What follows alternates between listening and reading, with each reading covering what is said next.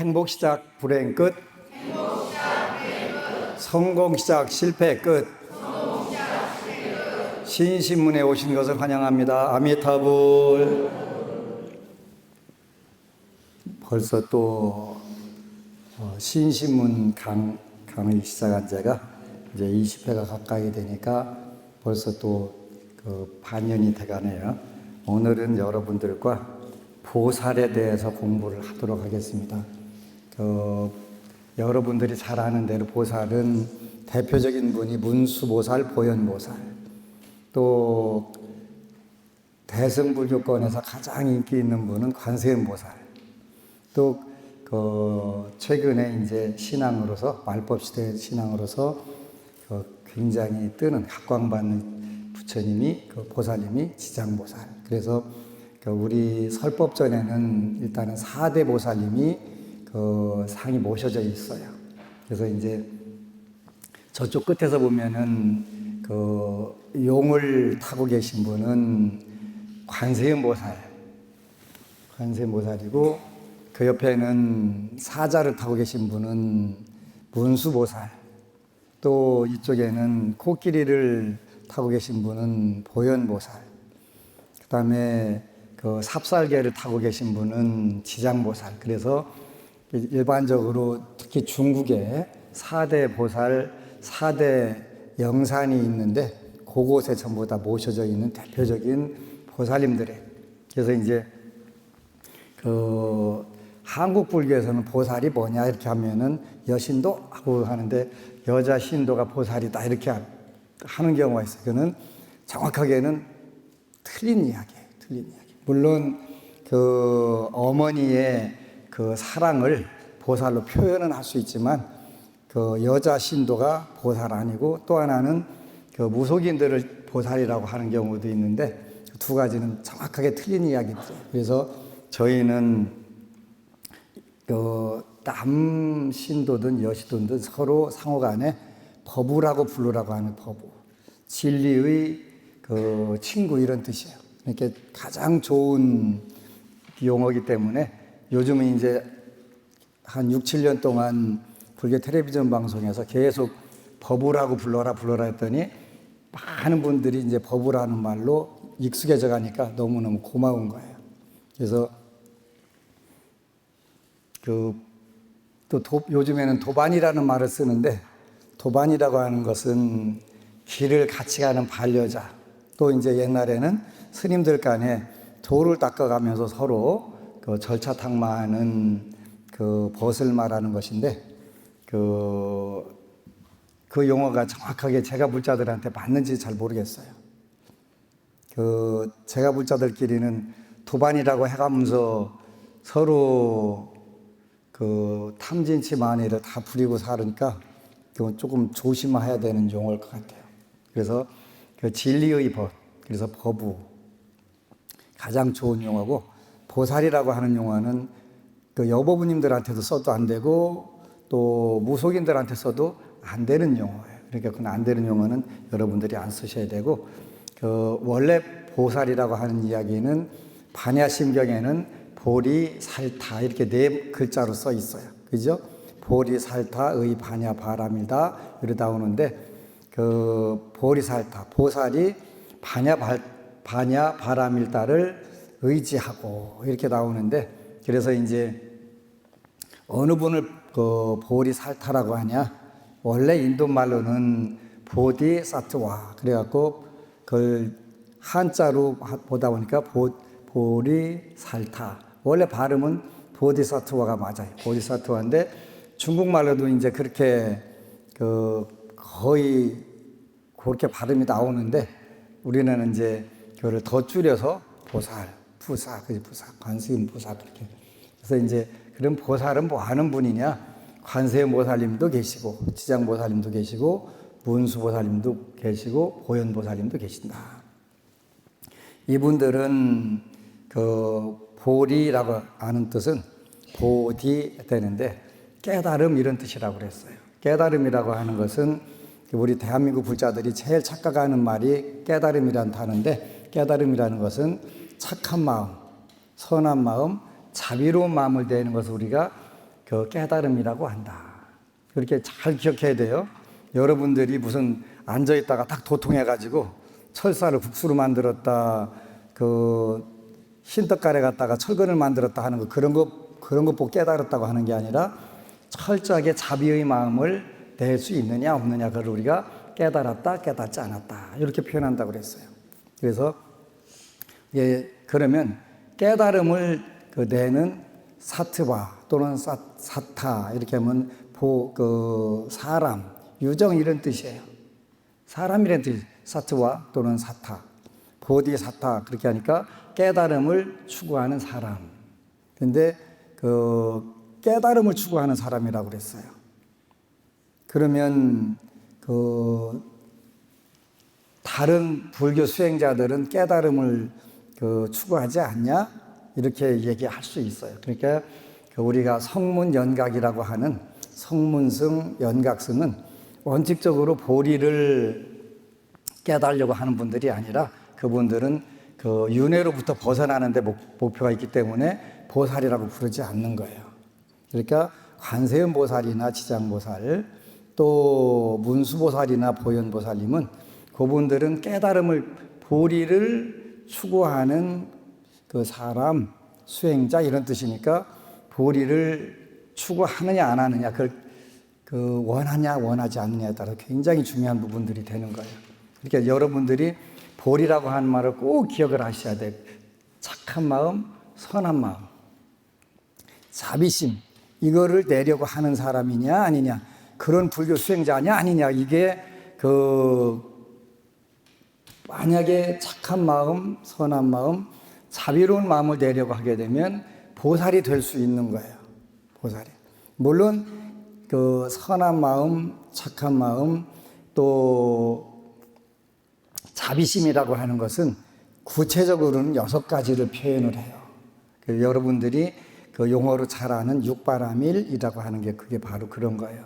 육바라밀이라면 6가지, 파라밀타, 지혜의 완성 이런 뜻이라고 그랬지. 아니면 피안으로 건너가다, 열반의 세계로 건너간 가르침 이런 뜻이라는 거예요. 지혜의 완성이라는 뜻인데 6가지 가르침인데 6가지 가르침을 수행하려 하는 사람을 우리가 보리살타, 보살이라고 한다. 그래서 문수보살, 보현보살, 또 관세음보살, 지장보살님은 바로 6가지 육바라밀을 실천을 하셔서 깨달음, 바로 보리를 증득하신 분을 우리가 보살이라고 한다. 보살도 신발의 보살이 있고, 그러니까 처음으로 지장경 읽어보니까 나도 지장보살님처럼 살아야 되겠네, 이런 마음을 처음 낸 분을 우리가 새 신자 뜻의 자, 별발자, 신발의 보살, 새로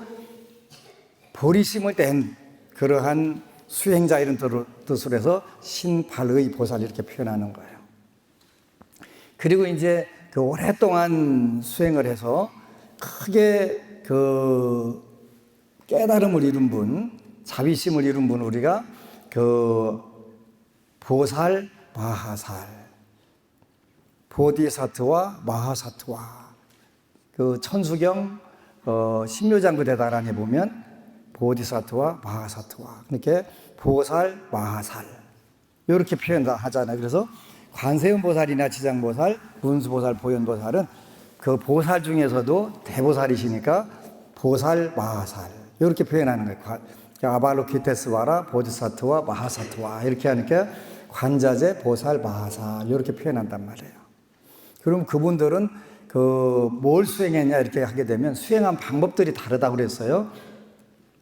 부처님의 양대 제자, 상수제자인 사리불존자나 목걸련존자는 우리가 윤회에서 빠져나가는 해탈을 추구하셨던 분들이에요. 해탈을 추구하신 분이라면 지장보살이나 관세음보살은 원천적으로 성불을 못한다 그랬더니, 성불을 못한다. 그래서 익찬티카라고 표현하는데 일천제 보살, 이렇게 성불을 못하는 존재는 2가지가 있는데, 하나는 업이 무거워서 성불을 못하는 존재가 있고, 또 하나는 업이 없는데 원을 세워서 성불을 못하는 존재가 있다. 그래서 대표적인 성부를 못하는 대표적인 보살이 지장보살이 지장보살. 그 성부를 포기하신 거예요. 왜 포기하셨냐면 무리들 때문에. 그래서 그 중생도진 방증보리 그런다는 말이에요. 그러니까 그 중생도진, 중생들을 모두 다 그 열반의 세계로 전부 다 건네주고 나서 그때서 나는 마지막으로 내 그 자비심을 완성하겠다. 보리심을 완성하겠다. 이렇게 원을 세우셨으니까 여러분들이 전부 다 그 보리심을 완벽하게 내서 그 성취를 하게 되면 그때 이제 마지막으로 지장보살님이 그 성취를 하시는 거예요. 그래서 성불이 불가능한 분이다. 이렇게 표현하는 거예요. 그래서 보살이라고 하는 것은 보리심을 내서 그걸 우리가 현실에서 생활하는 분들을 말하는 거니까 여러분들도 보리심을 낼 수가 있어요. 보리심을 낸다는 뜻은 육바라밀을 하나씩 하나씩 실천하려고 한다. 이런 뜻이 들어있어요.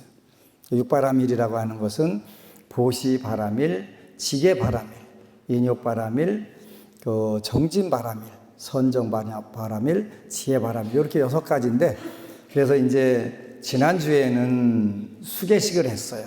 수계식을 했는데 저는 언제든지 목표가 뭐냐면 제 운명과 여러분들 운명을 어떻게 하면 가장 쉽게 업그레이드를 할 수 있을까? 타고난 것을 좋은 쪽으로 바꿀 수 있을까? 그게 늘 제 그 화두고 제 인생 사는 목표예요. 그런데 이미 부처님께서 많은 가르침을 주셨는데 우리가 그걸 뭐든지 하나만 붙잡고 열심히 하게 되면 다 이룰 수가 있는데 우리가 그걸 안 하는 거예요. 그래서 이제 오늘은 어느 법우가 그 정말 궁금합니다 라고 하는 제목으로 글을 올렸어요. 불쌍하고 없는 사람에게 더 자비와 온정을 베풀어야 한다고 배웠는데 오히려 돈 없는 사람은 절에도 못 가고 없는 사람에게 죄를 지낼 수 있도록 도와줘야 하는데 왜 돈을 지불하는 사람에게만 죄를 지내줄 수 있을까요? 이렇게 질문을 했네, 그죠? 저한테 물었는데 제가 할 얘기가 사실은 대답할 게 없어요. 정말 어려운 노보살님이 계셨는데 저 개인적인 생각으로는 본찰로 여기시는 곳에서 자비를 베풀어 지내주었으면 하는 마음이었는데 그래도 그 보살님이 30년 넘게 다니시던 절이었고 거사님 문제로 정말로 죄를 지내고 싶어 하셨는데 제가 형편이 되면 대신 내어주고 싶은 마음이었는데 저 같은 불자도 측은진심이 생기는데 더 높은 분들은 왜 외면할까요? 그래서 정말 궁금해요. 이렇게 질문을 했어요. 누군가 대답을 해줘야 되는데 대답할 사람이 저밖에 없는 것 같아서 제가 답글을 다뤄드렸어요. 누가 어떤 사정이신지 밑도 끝도 없이 성문답 던지듯 툭 뱉어놓으면 불신과 분노를 일으킵니다. 제가 절이 5곳에 있는데 가끔은 제가 여러분들 얼굴 보고 부산에서 봤던가 대구에서 봤던가 제주도에서 봤던가 이제 착각이 일어나는 거예요. 그렇게 그 뜻은 뭐냐면 제가 여러분들 사정을 속속들이 모른다는 뜻이에요. 제가 모른다는 걸 알고 지난주에는 익산에서 어느 법우님이 와갖고 저 한 2시간 엄청 시리 혼났어요. 신도들 사정 모르고 산다고. 근데 그 말씀 들어보니까 그 말씀이 맞아요. 그래서 이제 새해에는 여러분들 신상 파악을 해가지고 여러분들 집에 젓가락이 몇 개고 숟가락이 뭔가 그거 이제 파악하려고 이제 작정을 했어요. 그렇게 해야 제가 여러분들에게 도움을 줄 수 있겠더라고요. 그게 맞아요. 근데 제가 이제 뜻이 있는 곳에 그 길이 있다고 어떻게 하면 불자들에게 쉽게 더 다가가서 그런 부분들을 파악하고 살을까 했는데 아주 정말 청천벽력과 같은 그 법문을 제가 2시간 들었어요. 그래서 이제 새해에는 정말 제 몸으로는 다가갈 수 없으니까 이제 조직적으로 여러분들이 어떤 문제가 있는지 늘 파악을 해서 해결해 줘야 되잖아요. 그래서 제가 이렇게 대답을 한 거예요. 누가 어떤 사정이신지 밑도 끝도 없이 선문답 던지듯 툭 뱉어놓으면 불신과 분노를 일으킵니다. 이 얘기 듣고서 왜 중도를 안 하는 거야? 그러면 이 30년 댕겨서도 이분이 어떤 괴로움이 있는지 어떤 문제가 있는지 와서 얘기한 사실이 없으니까 모르는 거예요. 그랬다고 다른 신도가 와서 얘기해주면 좋은데 안 해주지요. 여러분들도 마찬가지로 그렇게 끼리끼리 모여서 하는 거예요. 이제 여러분들하고 새해 우리가 달라지자는 거예요. 옆에 있는 불자가 어려우면 누군가가 가서 얘기하면 돼요. 30년 다닌 절이 안심정사는 아닌 것 같아요. 왜냐면 저는 아직 30년 안 된 절이니까. 답답하면 저한테 오면 제가 지내드려요. 절 크게 져갖고 뭐 하려고 크게 졌겠어요. 그죠? 그래서, 근데 요렇게 이제 정말 앞뒤 다 생략하고 해놓으면요. 정말 중들 그래 하면서 욕이 나오게 되는 거예요. 사정을 모르잖아요. 그러니까 정확하게 알려달라는 거예요. 정확하게 말씀해 주시고 해당 스님에게 말씀드려 주세요. 아직 불교계는 신도들 사정을 속속들이 알고 있지 못합니다. 잘 알려주시면 틀림없이 해드릴 겁니다. 평생을 원찰로 다니신 분이라도 구체적으로 사정을 말씀하지 않으면 모를 수 있으니까요. 제가 이렇게 답글을 다뤄드렸어요. 여러분들도 마찬가지. 그래서 제가 늘 요즘에는 전 세계의 방방곡곡에 불자들이 있는데 제가 여러분들 상을 당해도 못 갈 경우들이 많아요. 어제도 제주도 갔다 오다 보니까 제가 못 가는 거예요. 가야 된다는 거 알면서 못 가는 거예요. 그래서 그렇더라도 연락을 해주고 또 어떤 문제가 있으니까 각 종무소에다가 스님 축원 좀 한번 해주면 안 될까요? 당연히 되죠. 당연히 되죠. 그러니까 언제든지 서로 어려우면 혼자 푹푹 열받다가 에이씨 하고서 종교 바꾸는 경우들 많이 있잖아요. 그지? 그러기 전에 일단은 와서 내가 이런 문제가 있는데 어떻게 하면 좋겠어요. 근데 대부분 한국에 있는 많은 절들은 절을 빼놓고는 거의 대답을 안 해주는 경우들이 많아요. 기도하세요 하지요. 그지? 어떻게 할까요? 3000배. 근데 구체적으로 가르쳐줘도 힘드는데 그럼 기도하세요 그러면 어떻게 할까요? 네가 알아서 하세요. 저 모르는데 그럼 모르는 대로 하세요. 모르는 대로 어떻게 해요? 가르쳐주고 손에다 하나하나 지어줘도 모르는데 진짜 답답한 불교예요. 그죠? 그러다 보니까 오늘날 아주 불교 신도들이 급감한 거예요. 거기다가 아까 어느 법우님 말대로 부처님 전에는 비는 거 아니라고 자꾸 하다 보니까 저한테 온 신도들 중에는요, 백상선언회 했을 때 어느 법우님이 그러는 거예요. 자기는 기도하고 싶어서 정말 답답해요. 가슴이 터질 것 같은데, 터질 것 같고 매달리고 싶은데 전부 부처님 전에는 달라고 하면 안 된다, 빌면 안 된다, 그건 거짓신앙이다 뭐 하니까 달라고를 못 해가지고 타종교 곳곳마다 다 댕겨봤다는 거예요. 댕겼는데 체질상으로는 안 맞아. 그래서 절로 가기는 가야 되겠는데 전부 다 달라고 하는 거 아니고 비는 거 아니라고 하니까 어떻게 할 길이 없는 거예요. 이제. 그래서 내 마음 갈 길을 잃어. 전부 갈 길을 이렇게 사는 거예요.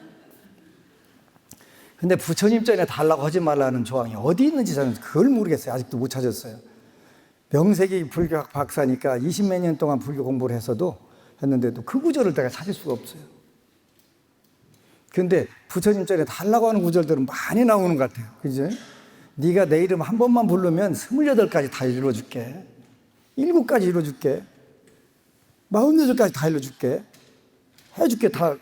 그런 구절은 되게 많이 봤는데 나 절대 부르지 마. 네? 재수없어 부르지 마. 그리고 내가 너 왜 해줘? 나 이런 구절 아직 못 찾아봤어요. 제가 물론 팔만대장경을 다 읽은 건 아니니까 어딘가 있겠죠. 있으니까. 근데 제가 볼 때는 아무리 봐도 없을 것 같아요. 왜 없을 것 같으냐면 부처님은 중생들을 위해서 뭐든지 못 해주셔갖고 병난 건 그런 분인데 사생자부요 삼계 도사가 왜 중생들이 괴롭고 힘들은데 혼자 방황하게 놔두시겠어요? 아니거든요. 아니거든요. 그러니까 답답한 거예요. 한 번은 어느 법부님이 철야기도를 하러 오셨어요. 그런데 이제 저녁 공양하기 전에 그 108배를 3번 했대요. 324배를 한 거예요. 기계적으로 잘하더만요. 아주 착착착착. 그래서 뭐 하러 했어? 그랬더니 남편이 진급을 해야 되는데 남편 진급 기도하면 안 되고 남을 위해서 기도를 하라고 해서 남을 위해서 한참 기도를 324배를 했다는 거예요. 그 혹시 당구라는 거 아니야? 그랬더니 다행히 모르더라고요. 당구에 가면 3쿠션이라는 게 있다. 그냥 돌려서 때리는 건데 돌려서 때리는 게 훨씬 어렵다. 그냥 직선 놓고 다 딱 때리면 그냥 실수라도 맞는데 그냥 부처님 알아듣기 편하시게 우리 남편 지금 진급해야 되니까 해주세요. 해주세요. 이렇게 해야지. 속은 터지는데 너물 위해서 기도를 해야 된다고 324배 땀을 뻘뻘 흘려가면서 여름에 와갖고 하는데 이건 벙어리 냉가서 마른 거잖아요. 그렇게 잘못된 거예요. 잘못된 거. 그냥 당신 남편 진급시켜달라고 해. 그렇게 하지 말라고 안심정사 와서 해. 아니면 법당도 넓고 시설도 잘 해놨어. 여름에 시원하고 겨울에 더웁게 만들어 놨으니까 와서 하라고. 그러니까 얼마나 답답하면 기도하고 싶어서 기독교, 천주교 10년을 방황하고 왔더라고요. 그런 저한테 온 거예요. 달라고 해라. 그 어쩌다 왔냐 했더니 달라고 해도 된다는 그 말 한마디가 너무 마음에 들어서 왔다는 거지. 달라고 하지 말라고 한 사실이 없다는 거예요. 그 사실이 없다는 거예요. 그러니까 달라고 하는 거예요. 그래서 주시면 어떻게 하면 되냐면 여러분들이 고맙게 잘 쓰면 돼요. 잘 쓰고 그 쓰는 방법도 부처님께서 다 알려주셨다고 그랬지. 우선순위가 있다고 그랬어요. 우선순위가. 그 부처님 법 중에 4분제법도 있고 5분제법도 있어요. 4분제법은 여러분들 재산을 수입을 4개로 나눠서 써라 이렇게 돼 있어요. 4개로 나눠서 써라. 지금부터 다시 복습해요. 첫 번째 10분의 4. 40%는 생활하는 데 써라. 생활하는 데 써라 그래서 10분의 4를 여러분들 수입을 10분의 4. 그런데 10분의 4를 어떻게 쓸까요? 그랬더니 거기도 구체적으로 부처님께서 쓰는 방법을 가르쳐 주셨어요. 5가지 방법으로 써라 이렇게 하셨어요. 첫 번째 자기 자신을 위해서 써라. 만족도가 제일 높다. 그러지? 그렇게 만족도가 높다고 한 달 수입 술집에 가서 홀딱 다 하고 오는 분도 가끔 있어요. 자기 자신을 위해서 쓰라고 그랬다고 자기 수입을 갖다가 그냥 와인샷 하고 오면은 나머지 생활을 어떻게 해요? 그러니까 그 첫 번째 자기 자신을 위해서 쓰고 두 번째는 부모를 위해서 쓰라고 돼 있어요. 부모를 위해서 쓰고 40% 쓰는 방법이에요. 세 번째는 처자를 위해서 쓰라고 했으니까 가족들 중에서 배우자나 자녀를 위해서 쓰라고 그랬어요. 순서를 그렇게 정했어요. 부처님께서는 자기 자신, 부모, 그 다음에 자녀. 여기 자녀에는 처까지 들어가는 거예요. 처는 안 들어갔다고 쑥 빼고서 이제 물 먹여버리면 나중에 큰일 나요. 황혼이혼 당하는 거예요. 잘해야 돼. 있을 때 잘해야 돼. 근데 아직도 한국에는 간이 부은 남편들이 많이 있더라고요. 잘해야 돼. 그 다음에 그 형제를 위해서 쓰고 그 친구를 위해서 쓰라고 그랬어요. 그게 순서예요. 6번째가 뭐냐면 그 불보살님들이라든가 봉사하는 데 써라. 봉사보다는 그건 일단 어째 공양을 올리라고 하는 데 쓰라고 그랬었어요. 그게 쓰는 방법이에요. 그러니까 첫 번째는 자기 자신과 가족을 위해서 쓰는 게 굉장히 중요한 거예요. 거기에 쓰는 방법, 제가 결혼출에 가면 꼭 돈 쓰는 방법 그걸 가르쳐 드려요. 요즘엔 젊은이들 그걸 잘 모르는 경우들이 있으니까요. 그래서 첫 번째는 생활비로 써라. 그러니까 허리 졸르고 잔뜩 모아놨는데 허리 펼만 하니까 꼴까닥하고 죽는 경우들 많아요. 그렇게 하면 안 된다는 뜻이에요. 그러니까 일단 수입의 40%는 생활하는 데 써라. 왜냐하면 여러분들이 풍족하게 쓰는 마음을 갖게 되면 마음이 풍족해지고 계속 풍요를 불러오는 거예요. 평생 쥐어짜고 사는 사람은 그렇게 하다가 가요. 마음이 풍요롭게 가지라는 뜻이에요. 첫 번째는 10분의 4. 첫 번째 부분을 그거는 생활에 써라. 생활에 써라. 두 번째는 30%, 40%에서 30%로 줄어드는 거예요. 30%는 재투자를 해라. 재투자를 해라. 사업을 위해서 재투자를 하라는 거예요. 재투자. 20%는 저축이에요.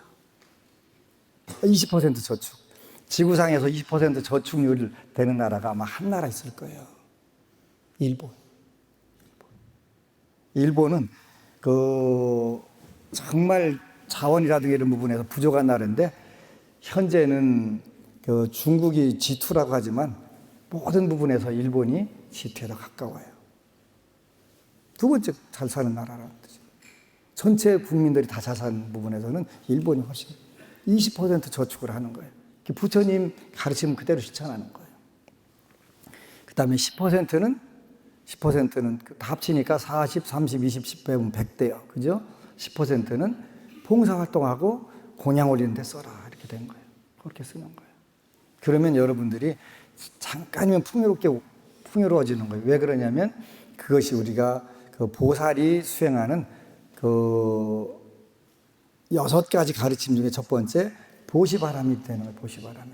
자기 자신과 미래와 사회를 위해서 쓰는 방법이 되는 거예요. 그러니까 정확하게 부처님은 어떻게 써야 된다는 부분들을 이렇게 구체적으로 가르쳐 주셨어요. 그 당시에도 경제학이 있었나 봐요. 2600년 전에도. 그러니까 이런 경제학뿐만 아니라 가계에 대해서도 정말 해박하지. 왜 그러냐면 일체지자시니까 모든 것을 다 아시는 분이니까 그게 가능한 거예요. 그렇게 하셨다라고. 그래서 너무너무 고마운 거예요. 어느 분이 철야기도를 글을 올렸었는데 제가 자리를 옮겨놨어요. 옮겨놨으니까 지운 거 아니에요. 그러니까 철야기도 중 지장보살 정근하는데 처음 시작할 때 정면 보고 했는데 한참 정근하다 보니 지장보살님 계신 쪽으로 제 몸이 돌아가서 있던데 왜 그런지 궁금합니다. 그러지? 그렇게 팍 틀어지는 경우가 있어요. 우리 절에는 모든 부처님 명호를 다 붙여놨어요.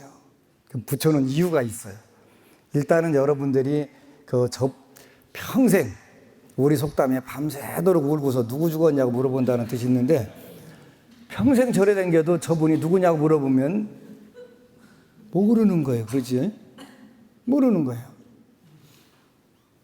팔만대장경에 나와 있다고만 하지 모르는 거예요.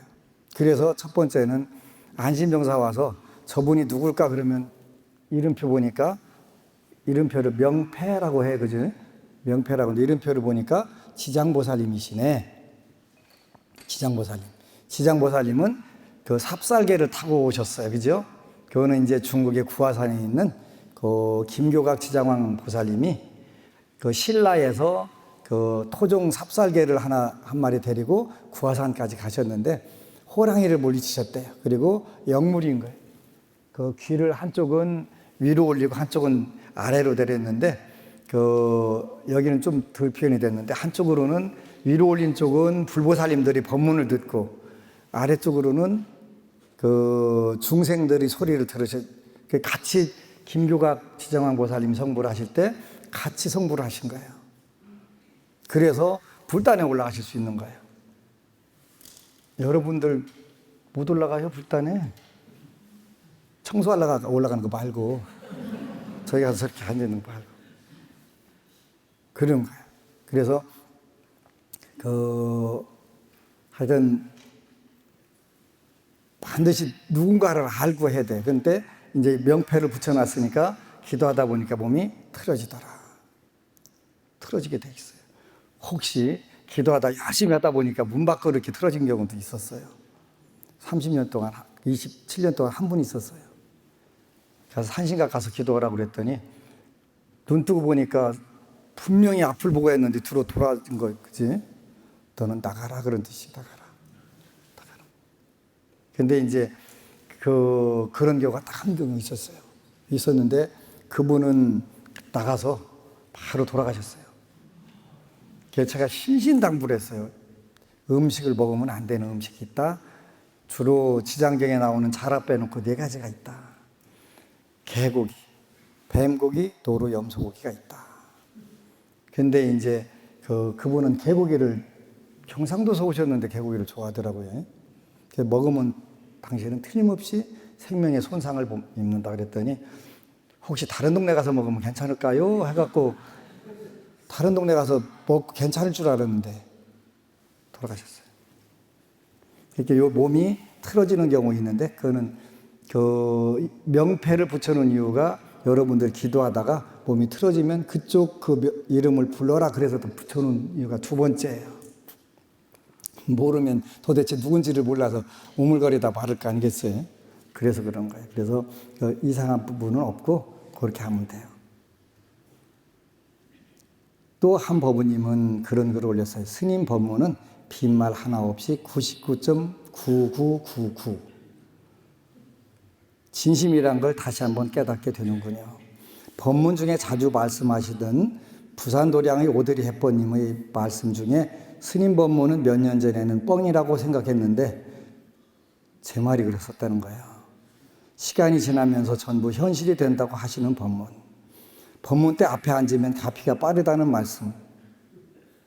제가 늘 이야기하잖아요. 그죠? 여러분들이 일요일날 사실은 서로 앞에 앉으려고 싸워야 정상인 거예요. 왜냐하면 수원성 씨가 빠르니까. 뒤에 가면 나는 천천히 돼도 괜찮다 그렇게 생각하면 뒤에 앉으셔도 되는데 제가 그 이야기를 늘 가르쳐 드려요. 법문 때 앞에 앉으면, 법당에서 앞에 앉으면 가피가 빠르다는 말씀. 대구도량의 대부자님도 항상 앞에 계시더라고요. 그래서 이번에 승진도 1년 땡겨가지고 하시고 럭키체인 차면 어깨가 안 아프다고 하시는 말씀. 사실 저는 진짜인가 고개를 갸우뚱했거든요. 그동안 절에 가거나 가빠이 갈 때만 잠깐 했는데 그러다가 한 달을 하루 종일 차고 다녔더니 그렇게 많이 아프던 왼쪽 어깨가 거짓말 같이 안 아팠습니다. 가만히 생각해 보니 럭키체인 덕분인 것 같습니다. 진짜라니까요. 진짜라니까요. 어느 순간 안 아프더라고요. 그러더니 머리카락이 많이 났습니다. 가마가 없을 정도로 탈모가 심했는데요. 가마가 희미하게 생겼어요.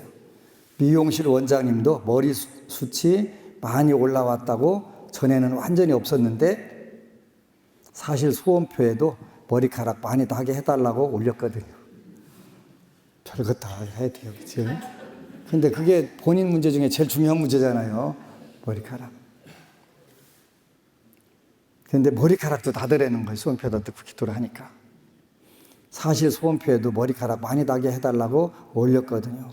이제는 씻을 때만 빼고 잘 때도 럭키체인 차고 있습니다. 스님 법문은 말씀하시는 대로 꼭 이루어집니다. 이제는 국내 1000개, 해외 1000개의 안심정사를 생각해 봅니다.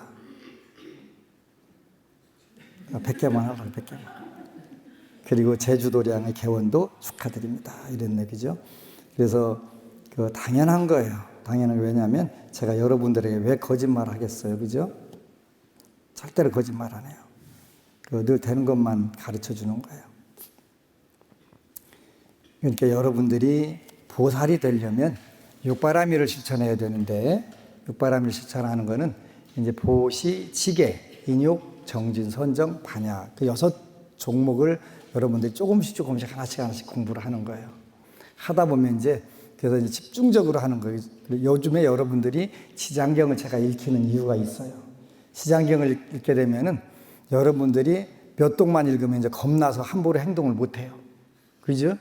말도 함부로 못 하고 음식도 함부로 못 먹고 욕 당연히 못 하지. 파리 목이 보면 이제 그때부터 엄청 고민해야 돼요. 한 법우님은 그냥 도망다닌다고 본인이 썼더만요. 그냥 물릴 수는 없고 도망다니는 게 좋은 것 같다고 도망다녔더만이. 그렇게 되는 거예요. 그래서 여러분들이 몸과 입과 뜻을 당연하게 좋은 쪽으로 써먹게 돼요. 그죠? 제가 그 효과를 빨리 깨달은 거예요. 대승경전에는 인과법을 강하게 말씀하신 경전이 없어요. 근데 지장경만 유일하게. 근데 많은 분들이 지장경 읽어보니까 여태까지 본인이 한 거 전부 다 이해가 되더라는 거예요. 어려서부터 뒤지 얻어맞고 부모님한테, 엄마한테 얻어맞고 살았는데 지장경 읽다가 전생을 봤대요. 전생에 본인이 애를 하나 놔놓고서 일찍 죽는 바람에 그 애가 엄청 구박을 받고 살았대네. 그거를 금생에 본인한테 갚느라고 그냥 엄마 아들로 태어났고 직사하게 터져가면서 살았다고. 알고 보니까 사실은 서로 피해자인 거예요. 그지? 서로 피해자인 거예요. 어떻게 해서라도 이제 그 원수를 갚아야 되겠다고 생각하다가 원수 갚을 일이 아니네. 그지? 본인이 지은 거 그냥 대가 받느라고. 그렇게 하나하나 여러분들이 자세하게 인과법을 배우게 되면 정말 쉽게 그런 인과에서부터 여러분들이 벗어나게 되잖아요. 그런데 그걸 모르게 되면 이제 매일 맞짱 뜨는 거예요. 뭐 맞짱 뜨면 뭐 아들이 아프야 얻어맞아야지 어쩌겠어. 그지? 일단 어려서는. 그래서 그런 부분들이 안타까운 부분들인데, 이제 여러분들이 지장보살 되고 관세음보살 되는 것은 이렇게 깨달음이라는 단어를 꼭 기억을 하셔야 돼요. 제발 기억하셔야 돼요. 깨달음이라는 말은 착한 마음, 선한 마음, 자비심을 철저하게 되는 거예요. 철저하게. 그래서 모기가 쫓아다녀도 도망다닐 정도 되면 좋은데 그거 쉽지 않아요. 쉽지 않아요. 그거는 엄청나게 생명의 존중을 느꼈을 때만 가능한 거잖아요. 그래서 여러분들의 꼭 부탁을 드리는데, 일단은 여러분들이 또 시청자들도 본인들 다니는 본찰에 가면 불보살님들 명패를 다 다뤄달라고 하세요. 그리고 스님들도 다뤄주시고요. 그러잖아요. 왜냐하면 오는 분들보다 다 물어보려면 대답하려면 힘들잖아요. 그래 명패 붙여놓으면은 저절로 다 거기서 해결되는데, 저는 불자님들하고 대화할 때도 가능하면 녹음 좀 해달라고 부탁을 하는 거예요. 안 적어도 좋으니까 녹음이라도 하면 그 다음에 와서 똑같은 거 또 안 물어도 되잖아요.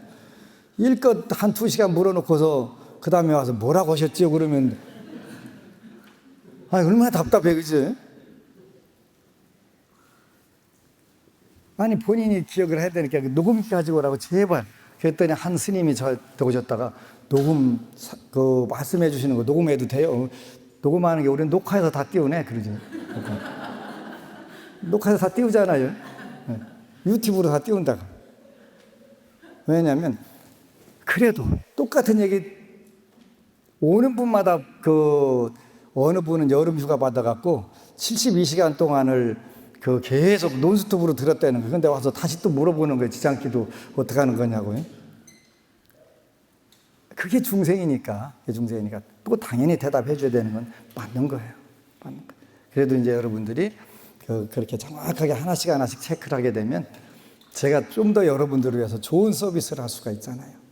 그래서 오늘은 이제 지장보살부터 설명을 해드렸는데, 지장보살님은 중생 도진 방증보리. 그래서 중생이 전부 다 윤회에서 벗어나게 되면 그때 내가 깨달음을 이루겠다, 마지막으로 깨닫겠다, 그렇게 원을 세우셨단 말이에요.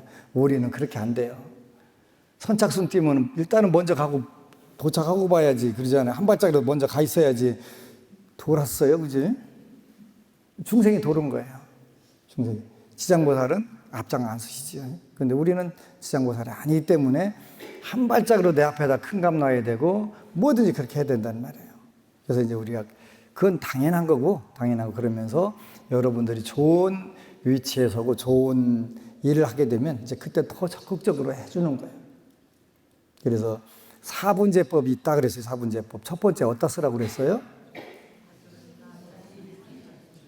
내가 안 적을 때 알아봤어요. 생활에 쓰라고 그래요. 생활에. 두 번째는 사업 재투자하라고 그랬어요. 세 번째는 저축하라고 그랬어요. 네 번째는 봉사활동이라든지 공양 올린 데 쓰라고 그랬어요. 이게 사분제법이에요. 그거 하나만 기억하고 일단 다른 거 다 까먹어도 좋으니까 그 세 번째고 네 번째는 기억하세요. 전 네 번째 기억하는 게 더 고맙기는 한데 세 번째 꼭 기억하셔야 돼요. 저축. 저축을 해야 여러분들 미래가 오는 거예요. 하나는 현실적으로 저축하는 거고 네 번째는 우리가 부처님 법에 그 정신적으로 저축하는 거예요. 저축이 30% 들어가는 거예요. 그렇게 되면 여러분들이 하루하루 살면서 발전하게 되기 때문에 그래서 하는 거예요. 현실적으로 은행에 저축하는 부분과 여러분 미래를 위한 영적 저축이 꼭 필요한 거예요.